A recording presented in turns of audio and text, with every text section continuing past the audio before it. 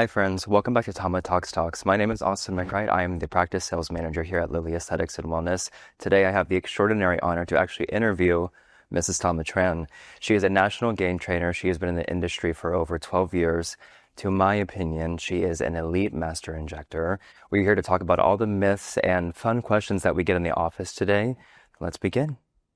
Oh, Austin, thank you so much. Of course. It feels so much fun to be interviewed instead of interviewing others. Yes, no, I'm very, very excited. So one thing I do want to talk to you about, something that we get in the office a lot is Botox resistance. Why would patients eventually over time, why would something like a neuromodulator stop working for them? It is a drug, so they're not compliant. There are two types of people. The ones who, for whatever reason, want to come in, possibly the funds, the money, just come in for one area at a time, and they want to wait till the next week, the following week, to get a second area, and they're doing themselves a disservice because you're reintroducing the drug every week or intermittently, and eventually you build resistance. That's how it works.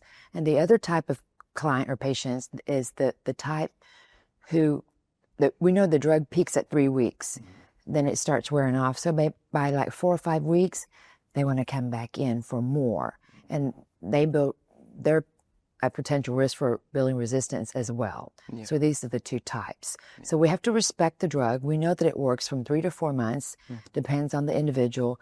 Just do it, administer the drug. If they need touch-ups, we touch them up between 10 days to 2 weeks, and then we just have to leave it alone. Yeah. And when you say leave it alone, your best recommendation is 3 to 4 months. 3 to 4 months. Yeah. Perfect. Perfect. And then so for patients who don't have a resistance to it, what would you say people who maybe aren't candidates for neurotoxins? The drug is fairly safe. It's been FDA approved Botox for over 20 years, Dysport for 16 years. Most people can get Botox, okay, or Dysport, neuromodulator. There are a few people who cannot. The people who have neuromuscular diseases, myasthenia gravis, autoimmune issues, or just hypersensitivity to the drug. So it's really important to get a good history on them. Make sure, and then patients need to be honest when they fill out their medical history. Disclose what you have so that we're aware. Right, because you don't want to treat the same area twice. You say people who might come see us and then 2 weeks later go see someone else if they're not transparent. That's they got their glabella done and they go to redose that. What happens then? That's just being transparent is always a good. Right. The frontalis, if you do that, you're going to drop the eyes. Okay. And then it's our fault. Yeah. Where have you been? Exactly. You've been on Groupon. Exactly. So now with this, so we have all gotten filler. Obviously I love it. I get it myself. But when do you think patients should start to realize that filler migration is almost inevitable and it will happen at some point? Typically it's around the lips, right? So you have to understand the original anatomy of someone's lips. If it's paper thin, you can't force and add that much filler to it. It's going to migrate somewhere and it will create like this little white mustache in the top lip, and it's not attractive. Yeah. So we have to start over and dissolve everything. If you want to look nice, you want to look crisp, you want lips with structure and volume, not just a sausage-like lip. Yeah. So yes, and for filler will go away everywhere else except in that area of the lip. Once migration happens, it's really hard to. You really have to just dissolve and start over. Yeah. If you want crisp lips. Yeah, because with migration, correct me if I'm wrong, but almost in the way that I see it is that if we start to get out of the vermilion border, once that passage has been created, filler can escape through that at any point in time. So if the patient is, having to deal with migration, eventually with their new treatment plan, using hyaluronidase will be a part of it almost every single time now until they don't want to do it anymore. Right.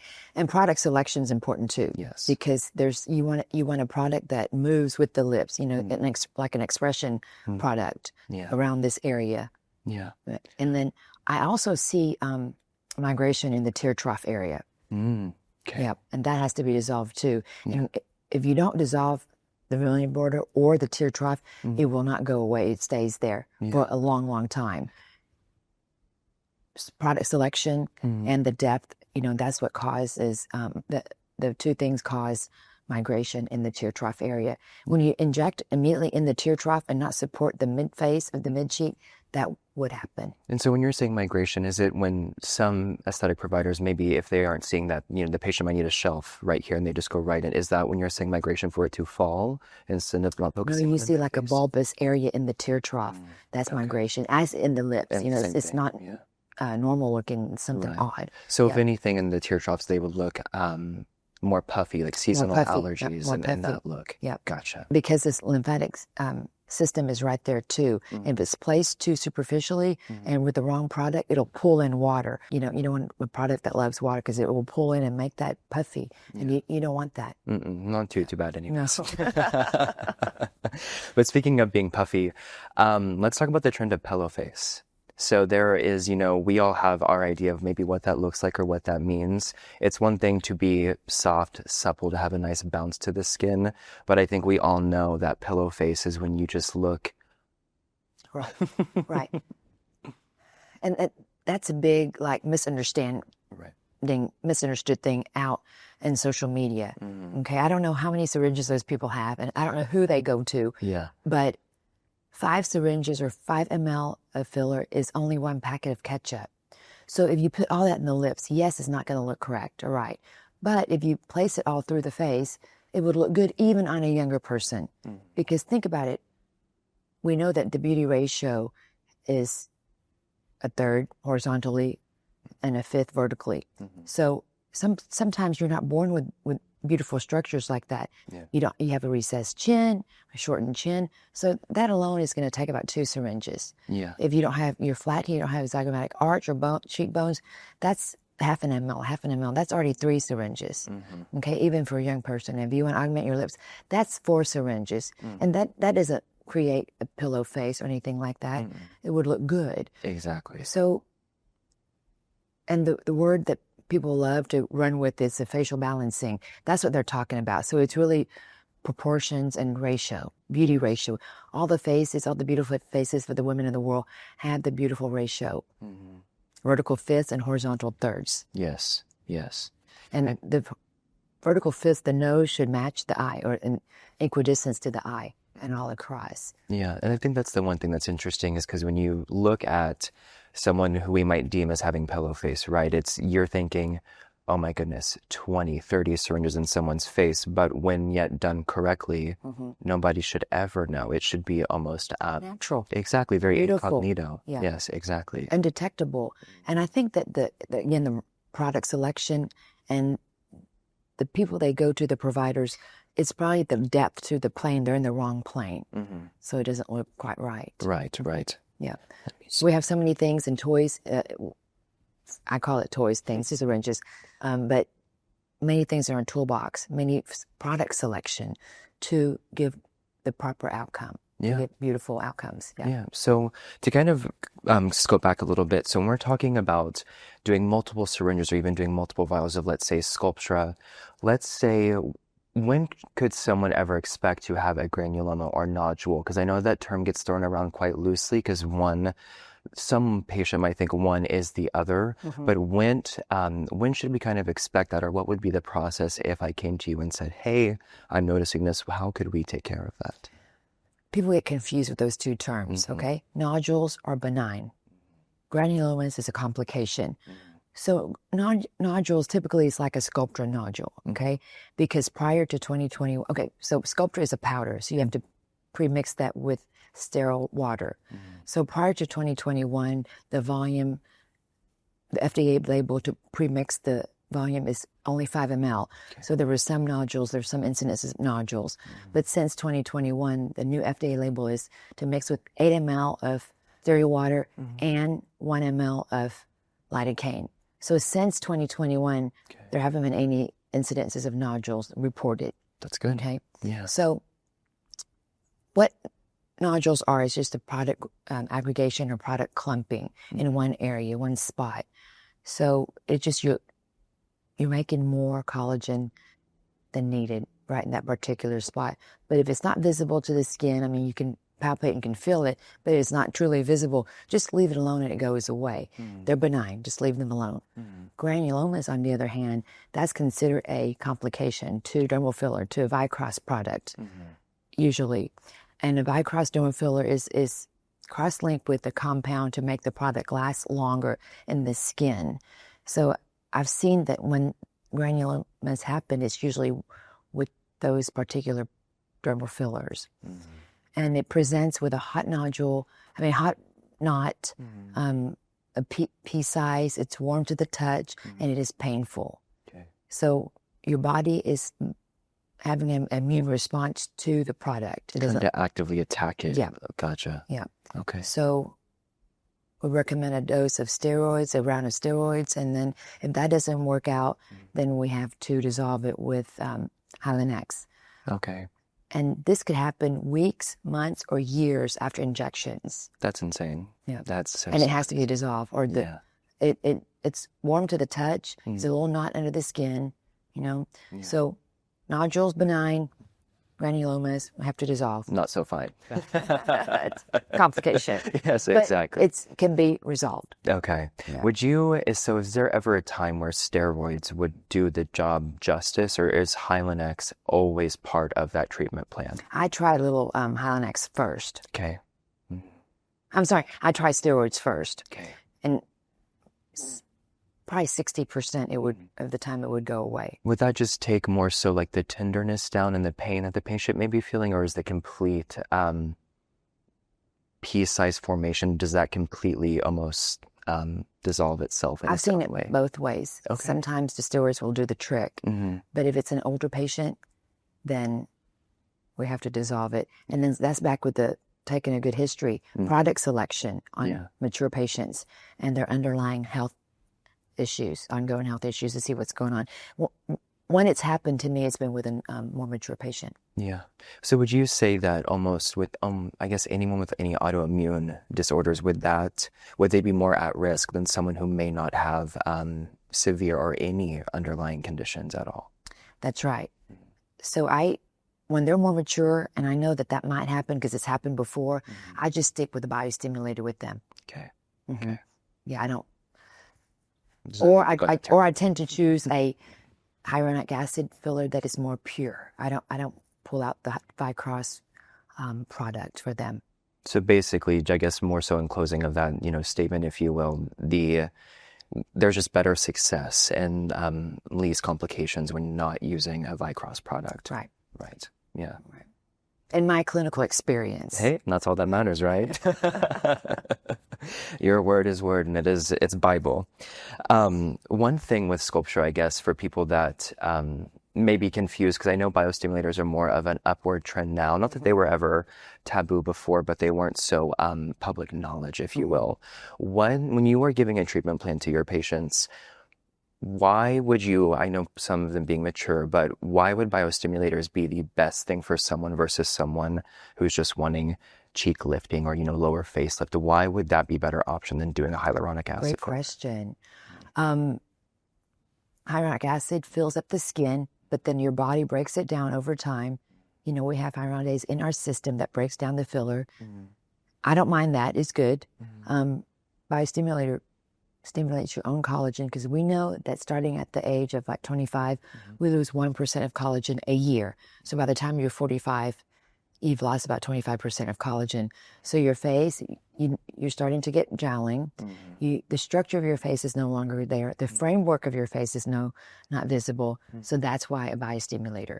And it's okay for younger patients to get biostimulator too, because we already know that they are starting to experience the aging process at around 25. Sure. And I think that's one thing with Gen Z. I'm glad that you switched over to that as well, is it is becoming more known that they're wanting to do more preventative work, whether they almost honestly don't even need it at all. They want that prevention. So the baby Botox, the baby sculptures, whatever that may mean. Let's say hypothetically, obviously, I know we're not doing a full assessment right now, but someone's coming in and their ages 21 through 32. Ideally, they're not going to need the same amount of, vials or filler or syringes that, Jan might need in your chair right now. What would that look like for someone who's in a younger age demographic? it depends on what they look like and how much volume they've lost. Right. And if their chin is recessed, see, that alone we can, but if they have like a little loose skin here, I would do a little bit of Sculptra just to lift back the preauricular, the framework of the face. And then of course they want lips and then chin maybe, but it requires more product than people think to look natural. Yeah. I think that's a very huge misconception too is, whenever we are doing our treatment plans, whether you're consulting or I am as well, when you start to say, 3-4 vials, they get like deer in the headlights and they almost get freaked out. And it's not that we are wanting your pocketbook or anything of the nature. It is just... We just want to give you a complete outcome, a good look. Exactly. Yeah, I don't ever want any patient of ours to walk out that door and be like, well, that was a waste. Or like, I don't feel like a rock star. I don't feel beautiful. But obviously you would if you were just taking consideration. We have to take a look at all aspects of the face, not just if you're not liking your mid-face.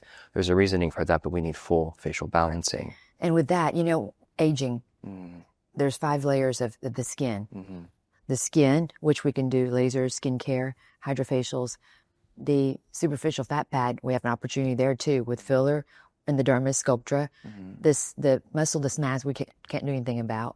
The deep fat pad, there's an opportunity too for filler, deep injection, and then periosteum.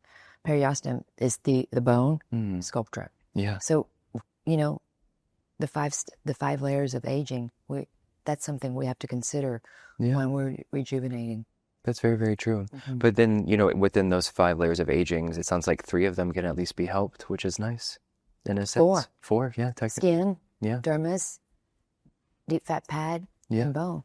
So with Sculptra, I know that you and I have talked about this a little bit in office, but what is your take on doing Sculptra with skin pen or a form of microneedling? Obviously, doing Sculptra internally, when any layer of the skin is going to be beneficial, of course, but doing something like laser resurfacing or even skin pen on top to promote that response inside out.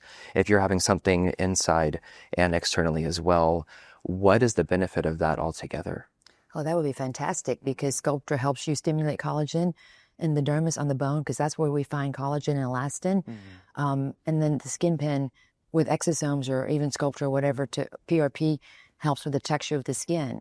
And that's just like a perfect combination. That's true. Get more collagen, increase your skin density, you would look beautiful. Yeah. Thicken the dermis. Yes, exactly. Yes. So going back, is there ever...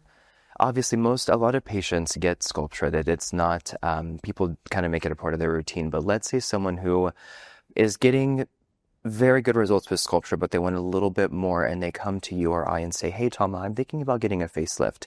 Would I be a candidate? Are there any complications for having any sort of HA fillers or Sculptra or any even neurotoxins? Would that hinder that surgeon's ability to give a fantastic result? I'm a proponent for surgeries, okay? Because I think sometimes non-surgical is not enough. So the surgical option is important. It's fine. They work together.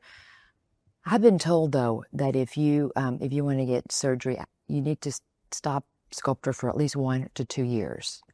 Okay. And make sure you find a surgeon that is above the neck, that he knows about how to work around Sculptra.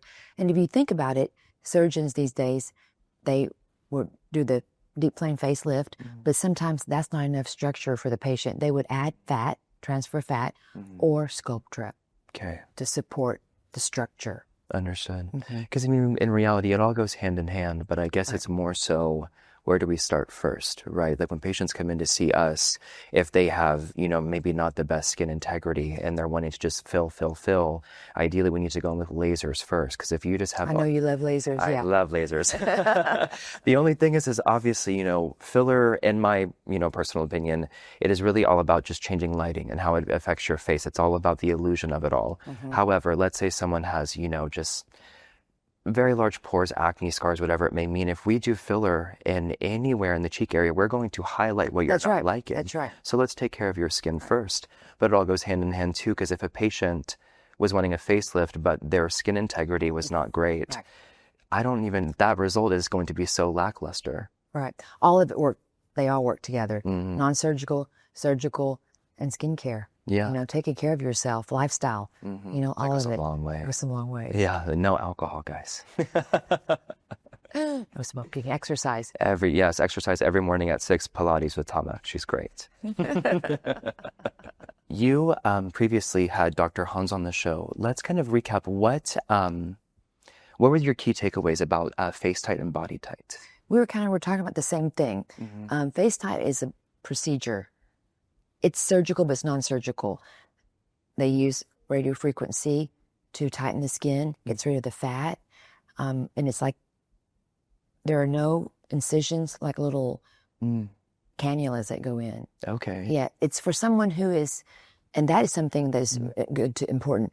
It's someone that's not quite ready for a full-on facelift. Gotcha. But like the intro to, but they want more than just fillers and Gotcha. and So it's almost like a little halt, like if you just take a pause on this hill, And right? it lasts like 7 years, he said. Wow. Okay. And so it's using radio frequency. Would you say, or It's by M-mode. The by device M-mode. is from M-mode. Is it similar to old therapy? I know that uses No. ultrasound to stimulate to target muscle fibers, but All therapy is just ultrasound, non-invasive. This is invasive. it is invasive. Yeah. Okay, Yeah, gotcha. it comes in. So is it almost like I know you said there's no like cannulas or prongs, but how are they getting the? No, it's a cannula. It is a cannula. So is it heating up as they're? Yes. Gotcha. Entering. And sometimes for the body, if needed, he'll get another cannula and will come in and he would do liposuction. Nice. Okay. Yeah. So you can do all that all at the same time. Liposuction, body tight, you can get. Yes. And he says it's $5,000 per area. Okay. Yeah. That's Yeah, not I'm bad. a good candidate for face tight. Yeah. I think everybody can be, honestly. Yeah, well, not everybody, but if you're taking care of yourself, I mean, yes, definitely. When, because at 5,000 per area, if we're talking about, that versus a facelift, what if someone isn't wanting that full facelift correction, but they are thinking that's the only option? From what I understand, it's more for this area, and that's where the jowling happens. The fat has descended down here, creating jowls. So that will be an area of opportunity to get the face tight. Understood. And the platysma bands pulled. Yeah, but that's another procedure he does. It's called the ACE, which in combination with the face tight. Okay. Yeah. Okay. So speaking of the platysmal bands, obviously there's stuff that you are able to do in office. However, there's stuff that, they're able to do even more so. What sort of correction are we able to achieve with just using a neuromodulator in the platysmal bands here? Like, what could we actually really expect? Because people are, usually want to have that super cut crease, but only using neurotoxin, you could probably only get to what percentage would you say? No, I think it's significant. Okay, let's say we just isolate the upper face. Sure. Guess what happens? The lower face moves, right? So it's, of course, more money, but for older patients, because as we get older, we lose a lot of fat in the neck, so the bands are more prominent. So I love to treat the DOs, that turns the corners of the mouth down, the chin, all this pulls down, and the platysma bands pull you down. So if we relax the bands, the neck will lift, and also the jawline as well. You could treat that with Tox. Nice. So almost like what do they term it? It's the like the Nefertiti neck lift. Yeah. So you have to, and not everyone needs that, but when you say not everybody needs that, but let's say patients are coming in and saying, I just saw this on TikTok, Instagram, whatever it may have been, I want to do this. What would be if they aren't a candidate, how would you? We won't do it then if they don't need it. Yeah. But if they're wanting that, if all they see is in their eyes, the sagging, that it's not tight enough, what could we do in lieu of to make them more confident? If we lift up their mid face, that will help with the little loose skin there, and also masseter treatments. When you're talking about the lower face, and you pointed over here, it made me think of the masseter.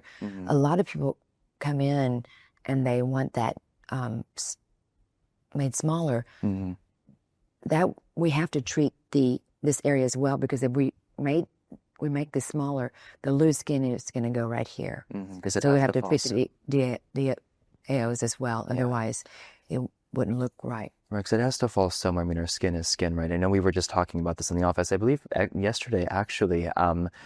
When you are noticing, so much laxity kind of down here, if you kind of think of reinstalling the drapes of your skin, most people's first take is, or some at least, would be to go either in the jaw or to on cheekbone to lift this area. But ideally, the higher we go, the better lifting we get. So ideally, temples would be a good... For an older patient, for a more mature patient, because that's hollowing out already.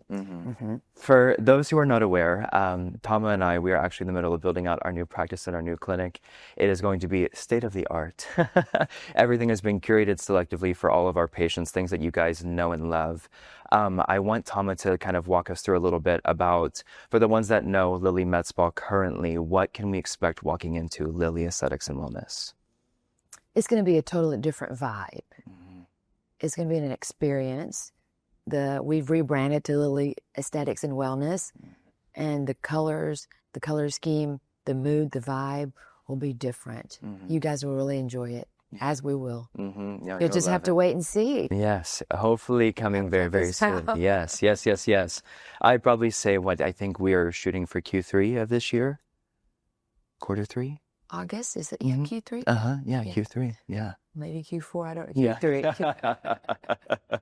Q3, Q4. Yeah, they set up the walls already, so. Yes, and stay tuned into our Instagram to see. We'll be posting our build out step by step there. Also check us out on Facebook as well. And then shortly, this also video will be up on YouTube. On YouTube, okay. Yes, ma'am. Well, Tama, thank you very much for your time today. It was fun taking over. Thanks so much. You are more than welcome. Yes, ma'am. Thank you. Yes, thank you.